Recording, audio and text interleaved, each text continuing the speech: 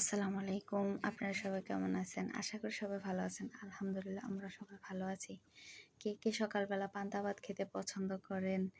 আমি সকালবেলা আজ মরিচ পুড়ে নিয়েছি পান্তা ভাত খাওয়ার জন্য। সকালবেলা নাস্তা বানিয়েছি। সবাই তো রুটি খাচ্ছে, কিন্তু আমার আজ পান্তা ভাত খেতে ইচ্ছে করলো। তাই একটা মরিচ পুড়িয়ে পেঁয়াজ কুচি আর একটু লবণ দিয়ে একটু পানি দিয়ে ভালো করে মেখে নিলাম। অনেক মজা, আপনারা বাসায় খেয়ে দেখবেন। এই তো আজকে আমি মুরগির মাংস রান্না করব।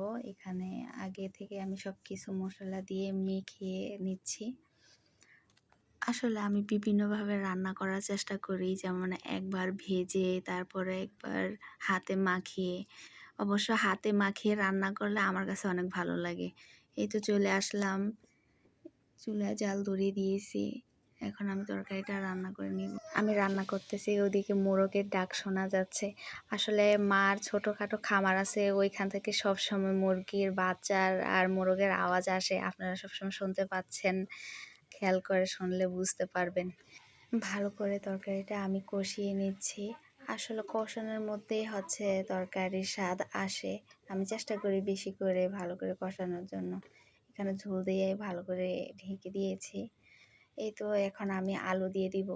আলু আমার ছেলের অনেক পছন্দ, তাই অনেক সময় না চাইতে হয়, কয়েকটা আলু হইলেও দিতে হয়। আব্দুল্লাহ অনেক পছন্দ করে আলু।